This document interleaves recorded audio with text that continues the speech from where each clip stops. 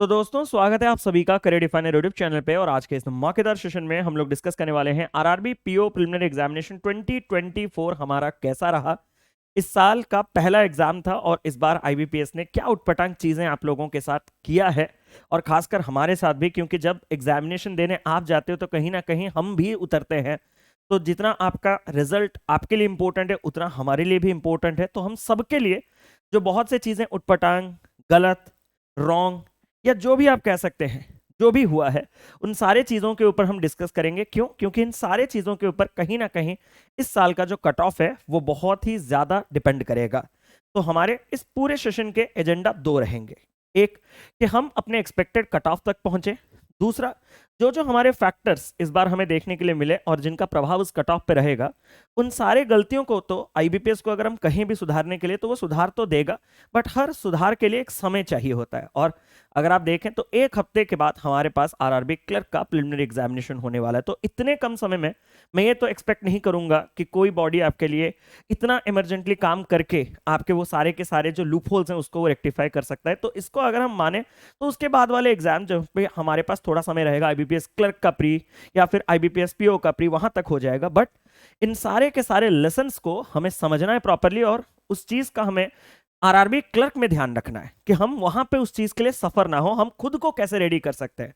हम अगर सिर्फ मिस्टेक्स को पॉइंट आउट करते रह जाएंगे तो उससे कोई फायदा नहीं है। उन मिस्टेक से सीख के हम उन मिस्टेक्स को कैसे अपने साइड से अवॉइड कर सकते हैं, उसके ऊपर भी हम लोग चर्चा करेंगे। तो सबसे पहले हमारा जो एक्सपेक्टेड कट ऑफ है वो हमें क्यों जानने की जरूरत होती है। क्योंकि इस एक्सपेक्टेड कट ऑफ जो नंबर हम एजुकेटर्स लोग आपको देते हैं, जो कि लगभग आपके सेम जो आपका कट ऑफ निकलेगा उसके इर्द गिर्द ही घूमेगा, उससे आपको एक आइडिया लगता है कि आप इस रेस में बने हुए हैं या नहीं। क्योंकि बहुत से बच्चे जिनके अटेम्प्ट्स बहुत कम है, जिनका एक सेल्फ डाउट सा आ गया है कि आरआरबी निकलेगा या नहीं निकलेगा, वो अलग बात है, बैंक एग्जाम के लिए मैं बना हूं कि नहीं, तो वो सेल्फ डाउट जो है वो प्लीज मत लाइए। पेपर के बारे में हम लोग डिटेल में चर्चा करेंगे। तो ये जो कट ऑफ जानने हैं आपको, उसके रीजन है कि आपको देखना है कि आप इस रेस में लगे हो या नहीं। और अगर हो तो अच्छी बात है, आप मेंस के लिए तैयारी करोगे, अगर नहीं हो तो आप किसी और पे फोकस करोगे। यही एजेंडा है आपका इस वीडियो पे आने का, सिंपल। अब ये जो आपका एक्सपेक्टेड कट ऑफ है वो पहले तो डिफरेंट डिफरेंट स्टेट्स में एग्जाम कंडक्ट किए जा रहे थे, इसीलिए आपके डिफरेंट डिफरेंट कट ऑफ्स होते थे। फिर आपके different different level of difficulty में डिफरेंट डिफरेंट शिफ्ट कंडक्ट किए जाते हैं, जिसके चलते नॉर्मलाइजेशन होता है। और ये नॉर्मलाइजेशन के होने के कारण भी आपके एक्सपेक्टेड कट ऑफ, सॉरी, जो ओरिजिनल कट ऑफ आएगा उस पर उसका प्रभाव पड़ेगा। बट अब तो एक और फैक्टर भी ऐड हो गया है, आपका रॉन्ग क्वेश्चन। सर ये क्या है? मैंने कहा हम पेपर क्यों देने जाते हैं। हम पेपर इसलिए देने जाते हैं ताकि हमें प्रॉपर आइडिया लगे कि एग्जाम का लेवल क्या है। क्योंकि बच्चों से जब आप सुनेंगे तो आपको मैं एक जेन्युइन सा बात कह देता हूं, आप अगर 5 बच्चों को खड़े करके पूछेंगे कि आज का क्वांट कैसा था, हो सकता है 4 बच्चे कहें कि टफ था, बट एक बच्चा कहेगा मॉडरेट था। हाँ या ना? क्योंकि कहीं ना कहीं लेवल ऑफ डिफिकल्टी आपके प्रिपरेशन के ऊपर भी डिपेंड करता है। तो वो एक्चुअली में जो एक बंदा कह रहा है वो बात सही है या जो बाकी के 4 बात कह रहे हैं वो बात सही है, इसी को जानने के लिए हम इन एग्जामिनेशन का रिव्यू करने के लिए, एनालिसिस करने के लिए जाते हैं, पेपर में बैठते हैं। और पेपर में बैठते ही हमें क्या चीजें देखने के लिए मिले। जो मेरा शिफ्ट था, मैंने उसका प्रॉपर रिव्यू आपको डिटेल में दे दिया है। उस शिफ्ट में मतलब मेरा था 4 अगस्त का सेकंड शिफ्ट। सेकंड शिफ्ट यानी कि जो आपका 10-15 रिपोर्टिंग था, शायद 10-15 रिपोर्टिंग वाला शिफ्ट था। तो उस शिफ्ट में सबसे पहले तो ब्लड रिलेशन अगर मुझसे नहीं बनता, बट बाहर अगर मैं पूछता और किसी से बन जाता तो अलग बात था। बट मेरे पूछने से पहले ही बच्चे मुझे पूछने लगे, सर ब्लड रिलेशन हुआ क्या? एक तो मैं उसमें खुद क्वेश्चन में 2-3 मिनट फंसा हूं, ऊपर से जब बच्चों ने कहा कि नहीं सर वो गलत था, वो गलत था, क्योंकि मैंने उसके क्वेश्चंस भी पढ़े तो थोड़ा लिंक मुझे भी सही नहीं लग रहा था। बट ये मेरा कभी भी स्पेशलिटी नहीं है, रीजनिंग एक्सपर्टीज नहीं है। सो आई एम आउट कि चलो हो सकता है वो ब्लड रिलेशन सही हो, या मैं या मेरे संगत में जितने लोग आए हैं उनका नहीं बना हो, बाकी लोगों का बन गया हो, प्रोबेबल। बट एक डीआई का बीट आप में से अगर किसी को याद हो, एक डीआई का एक बीट, जो डीआई आपका टेबल वाला था, टेबल जहां पे आपको टोटल दिया था और आपको फिजिक्स और केमिस्ट्री का रेशियो दिया था, अगर आपको याद हो तो। और ये डेटा जो है वो शायद 2018 का डेटा दे रहा था, सारा का सारा 18 का डेटा दे रहा था कि 18 में आपके पास पी में, क्यू में, आर में, एस में, टी में आपके फिजिक्स और केमिस्ट्री में टोटल कितने या तो पास हैं या तो हैं, और उसमें से आपके फिजिक्स और केमिस्ट्री का रेशियो। उसमें एक क्वेश्चन ऐसा था, मुझे पूरा याद है क्योंकि मैंने भी उस क्वेश्चन को मल्टीपल टाइम्स देखा था, पढ़ा था एग्जामिनेशन हॉल में भी, और आते ही मेरे पूछने से पहले बच्चों ने उस क्वेश्चन के बारे में कुछ लोगों ने पॉइंट आउट किया, क्योंकि बहुत से बच्चे सारे डीआई नहीं करते, जिनमें से इस डीआई को शायद उन्होंने स्किप किया होगा, या फिर एक डीआई के सारे क्वेश्चंस नहीं करते, तो शायद वो ये क्वेश्चन नहीं देखे होंगे। बट कुछ बच्चे ऐसे थे जिन्होंने पहले अपने साइड से इस क्वेश्चन को पूछा था। मैं जितना आपको याद है बता देता हूं। शायद यहां पे क्यू का या आर का किसी एक का आपका जो फिजिक्स था वो 210 था, और आपको बोला था कि पी का फिजिक्स 2017 में जो है वो अगर आपका 60 कम हो आपके इस 210 से, तो 210 से 60 कम हो तो ये कितना हो जाएगा सर? 150। अगर किसी को याद आ रहा हो, अगर मैं पर्टिकुलर, मैंने उस दिन सेल्फ गिवन एनालिसिस में बताया भी था कि एक क्वेश्चन जो है वो गलत था, वो मैं बताऊंगा डिटेल में उसी वीडियो में। उस वीडियो में किसी ने याद नहीं दिला, मैं भूल गया। अब एक दिन के बाद डेटा थोड़ी ना याद रहता है, तो मुझे एग्जैक्ट क्वेश्चन अब तो मैं भूल गया हूं, क्योंकि मैंने कल आपको सारे क्वेश्चन वर्बली बताए थे। कल बात अलग होता है, एक दिन के बाद कंप्लीट अलग होता है। रैम और रोम के बीच का फर्क तो होता ही है ना। तो उस टाइम पे जब हम पेपर देके आते हैं तो रैम ही काम करता है, जिसमें सारा का सारा चीज हो जाता है। रोम हम लोगों का थोड़ा सही नहीं है। 210 की अगर मैं बात करूं तो ये 150 आ गया। अब उसने पूछा था कि पी का जो आपके 18 में है और जो 17 में है उसका एवरेज, जबकि पी का ये वाला टोटल जितना मुझे याद है शायद 300 हो रहा था, टोटल जो है वो 300 हो रहा था। तो जब उसने पी का 18 का टोटल का और 17 का टोटल, मैं बार बार सुन रहा हूं कि ये वाला जो डेटा है वो फिजिक्स का 150 निकला है, बट क्वेश्चन में वो टोटल को ही मेंशन कर रहा था और उनका एवरेज दे रहा था। तो मुझे अपने एक्सपीरियंस से, क्योंकि कंटेंट टीम भी जब हमें क्वेश्चंस देते हैं तो एक आध सिली मिस्टेक ब्रैकेट्स वगैरह बनाने में हो जाता है, सिली मिस्टेक्स, तो मैंने ये एक्सपेक्ट किया कि शायद वो ये कहना चाहते हैं कि या तो यही जो 150 है वो आपके 2017 का टोटल ही है, बट उन्होंने लिखा फिजिक्स था, या तो जब वो एवरेज निकालने के लिए कह रहे हैं तो वो 17 का फिजिक्स और 18 का आपके फिजिक्स केमिस्ट्री का सम का एवरेज कहना चाहते हैं, या आइदर और, बट उन्होंने लिख गलत दिया है। मतलब बेसिकली जो जो नंबर्स हमने निकाले 150 और 300, उनका एवरेज 450/2 जब मैं देखूं तो वो मेरे पास ऑप्शन में अवेलेबल था 225। तो ये चीज मुझे कंफर्म कर दिया कि 225 है, तो शायद क्वेश्चन में वो सिल्ली मिस्टेक था। अब वो सिल्ली मिस्टेक मैं अपने एक्सपीरियंस से वो चीज कर लिया, बट आप तो स्टूडेंट हो ना, एक student examination point of view में उसका दिमाग ऐसा कभी काम नहीं करेगा। तो मेरा यहां पे सवाल है कि पहले तो ये फैक्टर्स थे कि हाँ लेवल ऑफ डिफिकल्टी एक शिफ्ट का अप है, एक शिफ्ट का डाउन है, नॉर्मलाइजेशन होता है, आपके डिफरेंट स्टेट्स में पेपर कंडक्ट होते हैं, उसके वजह से डिफरेंट आपके नंबर ऑफ वैकेंसीज होते हैं, उसके ऊपर कट ऑफ डिपेंडेंट था। अब एक और पॉइंट आपका ऐड हो गया कि जब ये कोई क्वेश्चन गलत होता है, जैसे कि ब्लड रिलेशन हो या डीआई हो, तो इसके लिए ग्रेस मार्क मिलेंगे या मार्क ही नहीं मिलेंगे?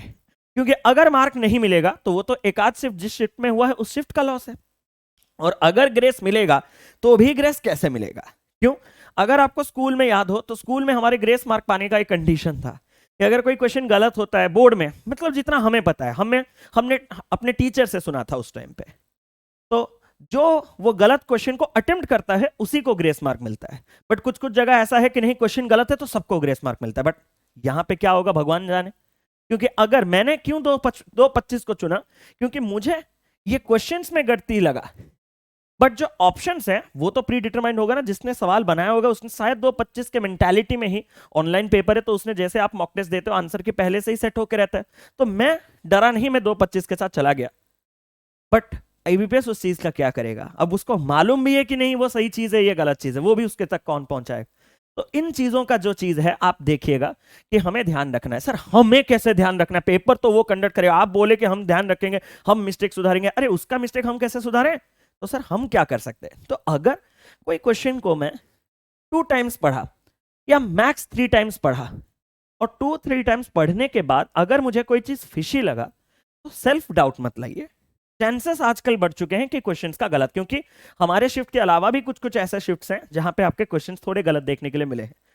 तो ये चीज ध्यान रखिएगा कि अगर आप एक क्वेश्चन को 2-3 बार पढ़ रहे हो तो हमारा सेल्फ डाउट हो जाता है ना, हमारा कॉन्फिडेंस, हमारा मोरल ही डाउन हो जाता है। यार 3 बार पढ़ रहा हूं, ये क्वेश्चन समझ ही नहीं आ रहा है। समझ कैसे आएगा अगर क्वेश्चन गलत है या पूछना जो चाहता है वो गलत है, वो डिटरमाइन ही नहीं हो रहा है। तो ये बच्चों को पता है कि वो डिटरमाइन नहीं कर सकते। एज पर द क्वेश्चन जो है वो सीएनडी है, बट सीएनडी और नन ऑफ दिस का ऑप्शन है ही नहीं। तो बच्चे को सेल्फ डाउट होता है कि नहीं, और वही सेल्फ डाउट जो है वो उसमें प्रेशर बिल्ड करता है कि नहीं। तो हमें बस वो चीज का ध्यान रखना है कि आने वाले आरआरबी क्लर्क में वैसे गलतियां हो सकते हैं, एक हफ्ते में वो ना अपना पेपर चेंज करेगा, ना हमारा आवाज भी उस तक इतना जल्दी तो पहुंचेगा। ये मैं भी जानता हूं, थोड़ा मैच्योर पॉइंट ऑफ व्यू से हम अगर देखें तो यहां मैं आपको ये चीज कहूंगा कि हम कितना खुद को सेफगार्ड कर सकते हैं। तो अगर if you are reading a statement 2 to 3 times and still we are unable to understand the question properly or unable to answer the question, then there might be some flaw in the question itself. हम वो पूरा का पूरा जो blame अपने पे ले लेते हैं, वहीं पे हमारा परफॉर्मेंस डिग्रेड कर जाता है। तो आपको उस चीज का ध्यान रखना है, अपने कॉन्फिडेंस को गिरने नहीं देना है। If you are deserving then you are deserving, आप होगा आपसे। तो यही चीज देखिएगा और ज्यादा टाइम उस पर वेस्ट मत कीजिएगा। अगर जितना जल्दी हो सके उन चीजों को स्किप करके आप आगे बढ़ जाओ तो ही आपके लिए अच्छी बात है।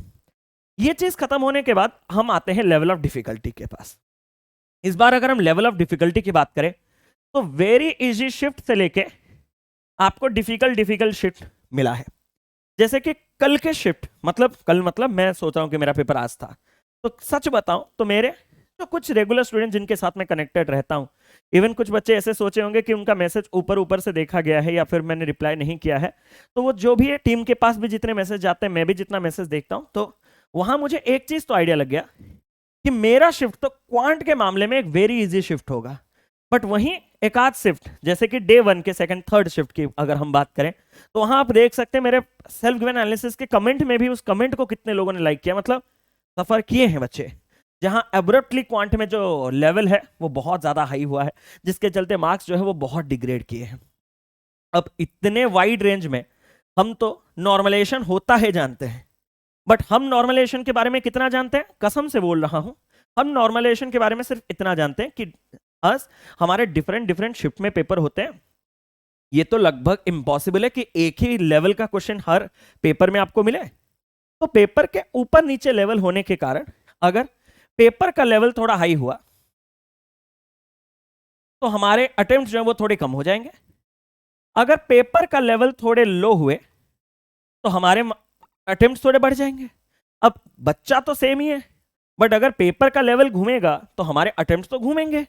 अब इन दोनों को बैलेंस आउट करने के लिए, एवरेज आउट करने के लिए क्या किया जाता है, जो डिफिकल्ट शिफ्ट है जहां अटेम्प्ट बच्चे ने कम किए हैं उसको थोड़े एक्स्ट्रा मार्क्स रिवार्ड किए जाते हैं, और जिसने इजी पेपर में थोड़े ज्यादा नंबर ऑफ मार्क्स किए हैं उसके मार्क्स थोड़े कम किए जाते हैं, जैसे कि एक एवरेज आउट, दोनों का बीचों बीच एवरेज आ जाए, और उसी से ही वो कट ऑफ डिसाइड करते हैं। But it is still a mystery. ये तो सिर्फ मैंने बोलने के लिए बोल दिया जितना हमें लगता है और जितना हमने प्रैक्टिकल लोगों से सुना है, but there are still some points.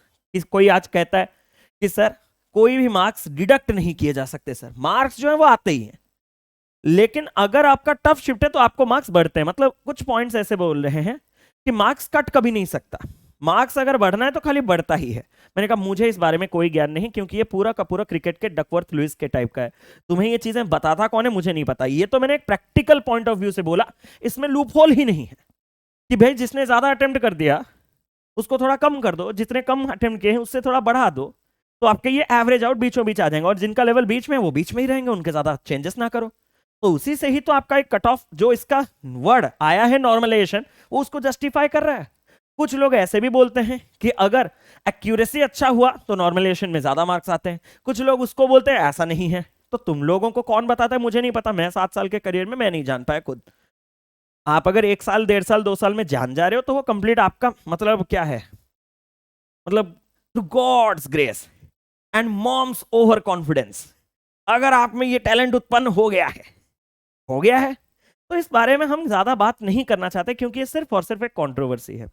अब हमारा एक छोटा सा डिमांड होगा यहां कि हमें अपने रॉ और नॉर्मलाइज स्कोर दिखा दिया जाए जैसा आपके एसएससी में होता है, बट वो चीज इंप्लीमेंट क्यों नहीं हो रहा है आईबीपीएस के केस में वो हम बता रहे हैं।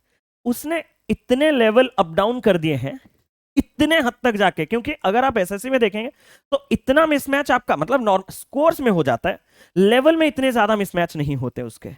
पिछले साल की बात है, अगर हम पिछले साल की बात करेंगे तो पिछले साल हर एक पेपर में ऐसा देखा गया है कि इजीएस्ट से इजीएस्ट शिफ्ट भी एग्जिस्ट कर रहे हैं, टफेस्ट से टफेस्ट शिफ्ट भी एग्जिस्ट कर रहे हैं। तो उस वजह से क्या प्रॉब्लम होता है वो हमें मेथड्स नहीं बता रहा। वो जब आपको नॉर्मलाइज रॉ स्कोर और नॉर्मलाइज स्कोर दिखा देगा तब एक नया कंट्रोवर्सी और आएगा। क्या? जब उसने सच में किसी के बढ़े हुए अटेम्प्ट्स को कम मार्क्स दिए होंगे उसको तो लग गया होगा ये मिर्ची, क्योंकि हो सकता है वो उसका गलत हो, क्योंकि उसने तो क्या एक्सपेक्ट किया था कि मैंने 64 अटेम्प्ट किए थे, मेरे 46 अगर आ रहे हैं तो उसको तो पूरा लगता है कि मेरे सारे के सारे 18 मार्क्स काट दिए गए हैं नॉर्मलाइजेशन में। आपका क्या एक भी गलती नहीं होता? नहीं। ये आप क्यों बोल रहे हो? क्योंकि आपका गलत यहां पे दिखता नहीं है, पर आप गलत भी तो करते हो। तो यहां पे इस सिस्टम को लागू करने के लिए रॉ स्कोर और नॉर्मलाइज स्कोर को आपको उससे पहले एक और स्कोर, एक और चीज के पास जाना पड़ता है, जो है आंसर की। आप पहले आंसर की आप निकालेंगे, उसके बाद आप लोग खुद अपना टैली करेंगे।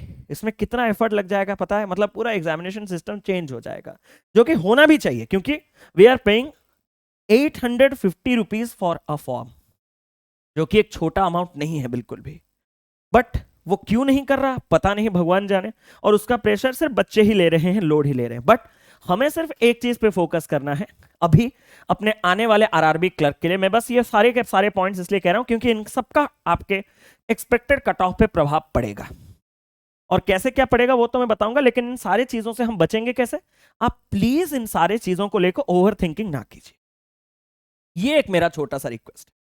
आपके पास अभी जितना समय बचा है आरआरबी क्लर्क के लिए, अगर उस टाइम में से आपका 1 घंटा भी लॉस हो जा रहा है, हालांकि इस वीडियो को देख के आपका आधा घंटा लॉस है, वो बात भी सही है, क्योंकि पॉइंट में वही ही कहना चाहता हूं कि आप इसके बारे में ओवरथिंकिंग ना करें। बट कुछ पाने के लिए कुछ खोना पड़ता है। ऐसे आप 10 बार 1-1 घंटा, आधा-आधा घंटा वेस्ट करने के हिसाब से मेरा ये आधा घंटा एक बार वेस्ट देख लो।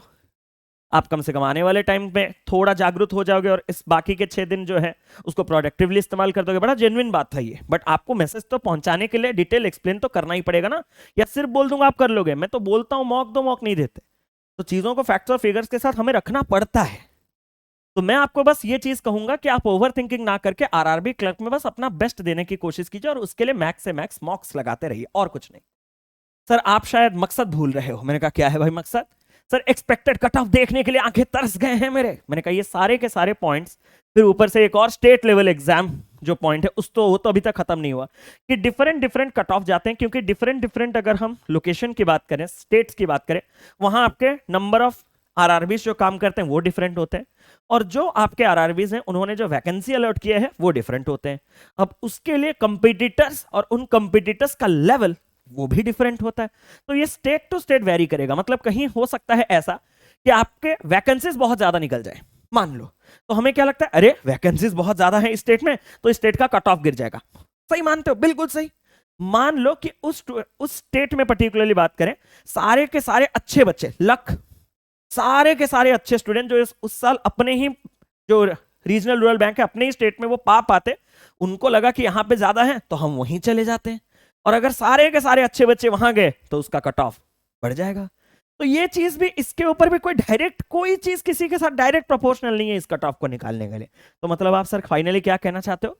मैं फाइनली बस आपको ये कहना चाहता हूं कि एक्सपेक्टेड कट ऑफ एग्जैक्ट बताना मुश्किल है, क्योंकि पैरामीटर्स बहुत ज्यादा है जो कि एक दूसरे से वेरी करते हैं। बस एक last question, why expected cut off? मैंने आपको वीडियो के स्टार्टिंग में बताया था, बिकॉज आपको सिर्फ जानना है आप इस रेस में हो या नहीं। दूसरा तीसरा मुझे कुछ नहीं चाहिए, जो मुझे अपने एक्सपीरियंस से नंबर लग रहा है, क्योंकि मैं हर शिफ्ट का ऐसे करके एनालिसिस प्रॉपरली अगर करने बैठ जाऊं तो उसमें भी बहुत ज्यादा कंफ्यूजन क्रिएट होंगे। तो उसके अच्छा मैं आपको एक यूनिवर्सल नंबर दूं, जो कि जिसके इर्द गिर्द आपके सारे स्टेट्स के कट ऑफ घूमते फिरेंगे, आपको मिलेंगे।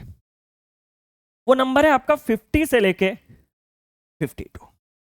वो नंबर है आपका 50 से लेके 52।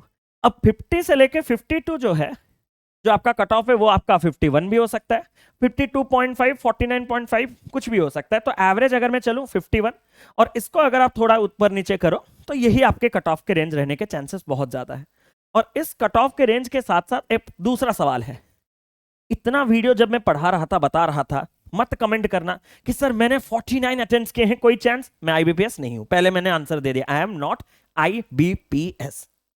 मत पूछना कि sir I have attempted 53, any chance? I am not IBPS.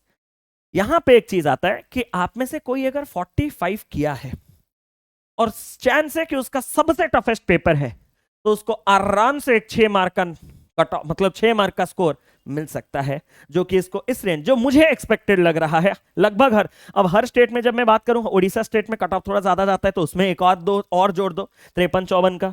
अब कुछ जगह पे बहुत कम कट ऑफ जाते हैं, तो वहां पे 48-49।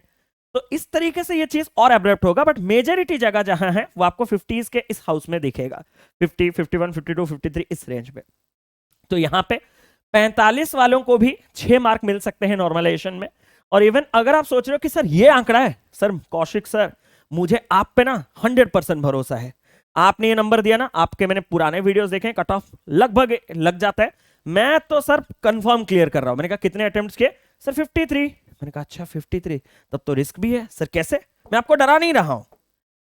जैसे आपके नॉर्मलाइजेशन पे यहां मार्क बढ़े, अगर मैं जो कंडीशन नॉर्मलाइजेशन के लिए बात कर रहा हूं या फिर आपका एक्यूरेसी वगैरह कुछ भी हुआ और ये नंबर क्या आपका 49 तक नहीं आ सकता?